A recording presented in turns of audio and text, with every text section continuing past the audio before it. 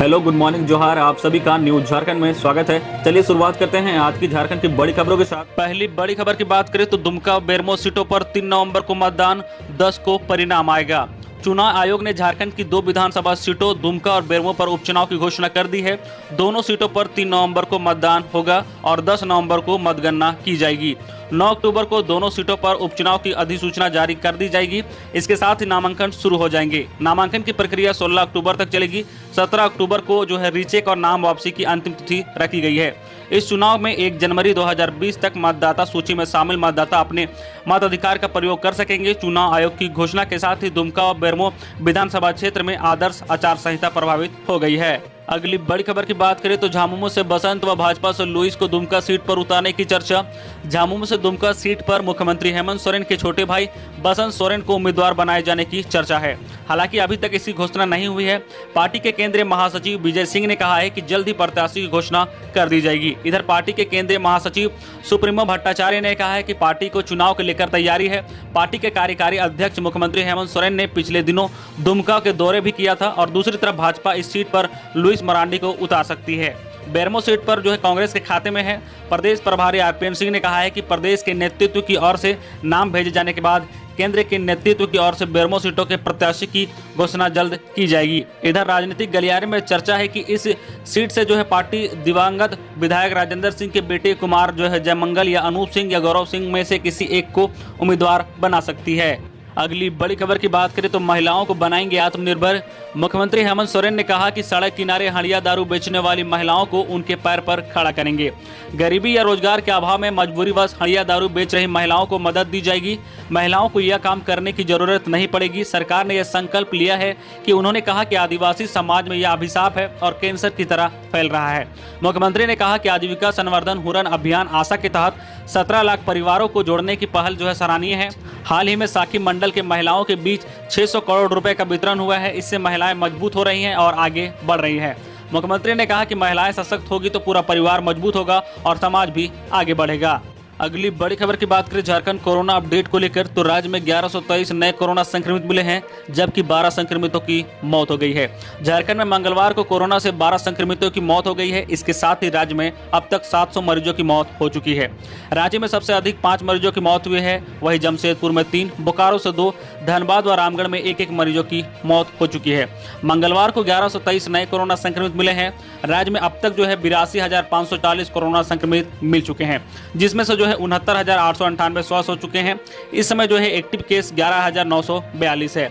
नए संक्रमितों में रांची से सर्वाधिक 319 संक्रमित मिले हैं। वहीं बोकारो से 119, चतरा से 4, देवघर से 28, धनबाद से 58, वहीं दुमका से 31, पूर्व सिंहभूमि से 209, गढ़वा से 19, गिरिडीह से 18, गोड्डा से 8, गुमला से 7, हजारीबाग से 50, जामताड़ा से 15, खुट्टी से 22, कोडरमा से 30, लातेहार से 36, लोहरदगा से 11, पलामू और रामगढ़ से 17, रांची से 319, साहिबगंज से 4, सरायकेला से 39, सिमडेगा से 8 और पश्चिम सिंहभूमि से 54 नए संक्रमितों की पहचान हुई है। वही मंगलवार को 1295 मरीज स्वस्थ होकर अपने घर लौट चुके हैं। अगली बड़ी खबर की बात करें तो विपक्ष ना तो किसान ना ही नौजवान के साथ पीएम। नए कृषि कानून पर जारी विरोध के बीच प्रधानमंत्री नरेंद्र मोदी ने विपक्षी दल खासकर कांग्रेस के रवैये की आलोचना की है। किसी का नाम लिए बगैर उन्होंने कहा कि बदलती हुई तारीख के साथ विरोध के लिए विरोध करने वाले ये लोग देश व समाज के लिए अप्रासंगिक होते जा रहे हैं। इसलिए छटपटाहट है। एक परिवार के 4 पीढ़ियों ने देश पर राज किया, आज वे दूसरों के कांधों पर सवार होकर देश हित के हर काम का विरोध कर रहे हैं। उत्तराखंड की विकास परियोजनाओं के उद्घाटन के बाद पीएम मोदी ने ये बातें कही है। कृषि कानून से लेकर राम मंदिर तक कई मुद्दे पर विपक्षी दलों के रवैये का उल्लेख करते हुए कहा कि विकास कार्यों का विरोध करना इनकी आदत है। उन्होंने कहा कि विपक्ष ना तो किसानों के साथ है, ना ही नौजवानों के साथ और ना ही देश के वीर जवानों के साथ है। नए कृषि कानून को किसान के हित में बताते हुए पीएम ने कहा कि देश में एमएसपी का उपज बेचने की आज़ादी दोनों जारी रहेगी। अगली बड़ी खबर की बात करें तो इस बार मैट्रिक और इंटर की परीक्षा 60% सिलेबस पर। वर्ष 2021 में मैट्रिक और इंटर की परीक्षा 60% सिलेबस पर ली जाएगी। झारखंड एकेडमिक काउंसिलिंग ने सिलेबस कटौती के प्रस्ताव को अपनी सहमति दे दी है। स्कूली शिक्षा व साक्षरता विभाग के सचिव ने सिलेबस कटौती पर जेक से अपना मंतव्य लेने को कहा था। सचिव के निर्देशानुसार जेसीईआरटी के सिलेबस कटौती को लेकर बनाए गए प्रस्ताव पर जेक का मंतव्य मांगा था। जेक ने अपना मंतव्य जेसीईआरटी को भेज दिया है। जेक ने सिलेबस में कटौती को अपनी सहमति दे दी है व इसके अनुरूप आगे की प्रक्रिया पूरी करने की बात कही है। अगली बड़ी खबर की बात करें तो माफ होंगे 25,000 तक के कृषि ऋण, जमीन से संबंधित नियमों में नहीं होगी छेड़छाड़। कांग्रेस के प्रदेश प्रभारी आरपीएन सिंह ने दावा किया है कि पार्टी घोषणा पत्र में किए गए वादे के अनुसार 2 लाख तक के कृषि ऋण माफ किए जाएंगे। इससे पहले चरण में वैसे किसानों की ऋण माफी की जाएगी जिनका कर्ज 25,000 से कम है। जल्दी ही प्रक्रिया शुरू हो जाएगी। इसको लेकर मुख्यमंत्री हेमंत सोरेन से बातचीत हो चुकी है। अगली बड़ी खबर की बात करें तो महिला सशक्तिकरण की 2 बड़ी योजनाएं राज्य में शुरू। राज्य भर में महिलाओं को सशक्त करने के लिए ग्रामीण विकास विभाग के Jharkhand state livelihood promotion society में 2 बड़ी योजनाओं का शुभारंभ कराया गया है। वही सखी मंडल द्वारा निर्मित सारे उत्पादकों को क्लास ब्रांड नाम दिया गया है। दोनों योजनाओं का शुभारंभ मंगलवार को मुख्यमंत्री हेमंत सोरेन ने किया है। मौके पर प्लास प्रमाण का अनावरण भी मुख्यमंत्री ने किया है। ग्रामीण विकास मंत्री अलमगीर आलम के साथ कई अन्य मंत्रियों की उपस्थिति में यह कार्य प्रोजेक्ट भवन में सभागार में हुए हैं। दोनों योजनाओं के माध्यम से महिलाओं को मजबूत किया जाएगा। आजीविका संवर्धन हुनर अभियान के तहत महिलाओं को कई तरह के आजीविका के साधन से जोड़े जाएंगे, जबकि फूलो झानो आशीर्वाद योजना के तहत सड़क किनारे हड़िया दारू बेचने वाली महिलाओं को चिन्हित कर उन्हें आजीविका से जोड़ा जाएगा। अगली बड़ी खबर की बात करें तो डीबीसी के बकाये पर केंद्र और राज्य की बैठक आज। केंद्रीय ऊर्जा सचिव और मुख्य सचिव के बीच डीबीसी का बकाया एनटीपीसी के विभिन्न मुद्दों पर प्रोजेक्ट भवन में बुधवार को अहम बैठक होगी।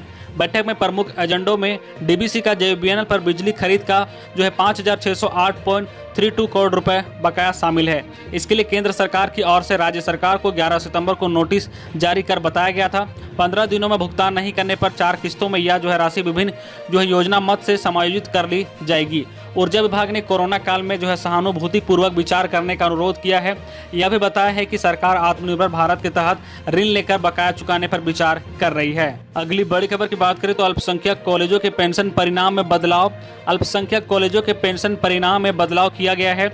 अब इसमें तिथि हटा दी गई है, जिसमें अल्पसंख्यक कॉलेजों के सेवानिवृत्त शिक्षक और कर्मचारियों के लिए नई पेंशन स्कीम मिलने का रास्ता साफ हो गया है। मंगलवार को रांची विश्वविद्यालय की प्रवासी डॉक्टर कामिनी कुमार की अध्यक्षता में हुई सिंडिकेट की आपात बैठक में अल्पसंख्यक कॉलेज के पेंशन परिनियम में बदलाव की स्वीकृति प्रदान कर दी गई है। अब इसे राज्य सरकार के पास भेजा जाएगा। तो ये थी आज की झारखंड की टॉप बड़ी खबरें। इसी तरह झारखंड की हर छोटी बड़ी खबर देखने के लिए आप हमारे चैनल न्यूज झारखंड चैनल को सब्सक्राइब करके बेल आइकन प्रेस कर दीजिएगा, जिससे आपको झारखंड की हर छोटी बड़ी खबर का अपडेट आप तक पहुंचता रहे।